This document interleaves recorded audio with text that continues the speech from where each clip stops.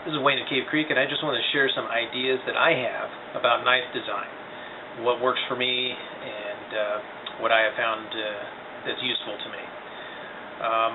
Basically, this is going to be a video of pretty much what not to carry, as well as what to carry.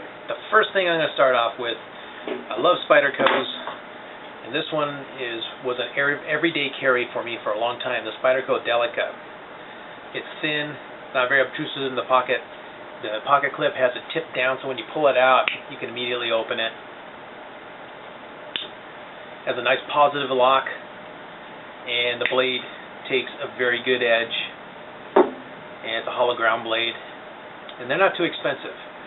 A very good blade to carry on an everyday basis. Okay? Alright. Now, you might have seen this in my other video. This is the Frost Mora, and they're made in Sweden, I believe, and they're made economically, I would say, but they're very good. I like this one. A friend of mine turned me onto these blades, Mike, and I was very appreciative of that fact because I've only bought this one. I beat it up. I had to dress it down with the file to get all the nicks and dings out of it and sharpen it up, and it's always come back for more. I bent it. It bent right back. The blade is straight. I really love this knife. I paid about $12-13 for it. That's what you're going to find them on Smoky Mountain Knife Works. The only thing you might want to do is, for a little bit more money, they have one with a little guard here to keep you from slipping down on the blade, which, by the way, I've never had a problem with. And I have it in my neck sheath, which is another video. Okay.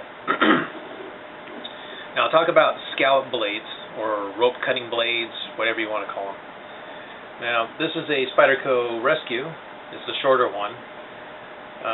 It's a good blade to have if you're going to cut seat belts or rope, whatever. This is something that I would use in my search and rescue. If you're a medic, it's very handy for the seat belts and such like that.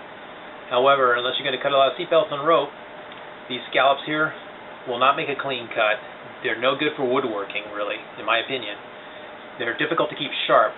They're touted as having a much longer blade length because of the divots in there, the scallops, or serrations, whatever you want to call them. They, in essence, you get a saw blade there too. So, the thing is, unless you do something like I do, search and rescue, that sort of thing, you really don't need something like this.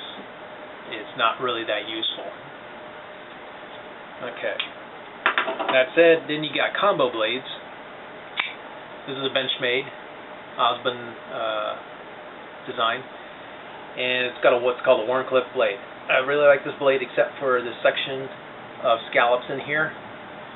There's just enough in there to be useful for rope and such like that, but the problem with this knife is that if you're going to do any fine woodworking, you're going to be doing it right up in there where these are at, and that's really not acceptable because it just doesn't work well with chopping into wood or anything like that, or making what they call beaver bites, which is making fine cuts in the sticks and things like that for fire bows and such. It's an excellent knife, though. It's a spring assist. That's why it looks like a switchblade. You get it past that point there, and the spring automatically locks it open. It takes a very fine edge. My wife gave this to me for an anniversary present, and I really like it. I carry it when I'm wearing a suit, just because it's classy and it's fast. However, you really want to avoid any kind of knives with a combo edge. Alright.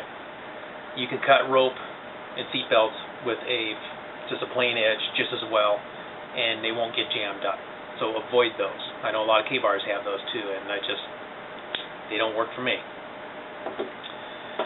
While we're on the subject of automatics, this is another Benchmade. This is one of my favorite knives, and it is what they call a switchblade, which aggravates me. It's an automatic.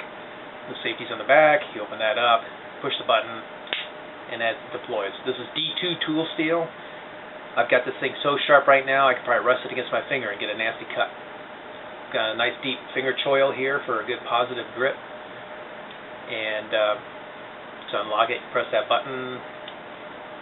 That costs about $150 now, something like that. But this is like my all-time favorite. It's never failed me whenever I've had it. Very, very, very good knife to have. And in Arizona, by the way, there's a preemptive law they passed about 6-7 months ago that states, like in the city of Scottsdale, you're not allowed to have an automatic knife. Well, the state law says, yes, you can. It preempts all other municipality law, so you can carry this technically anywhere, as long as they don't allow weapons. So you might have an argument there. So anyway, I really like that guy. He's great.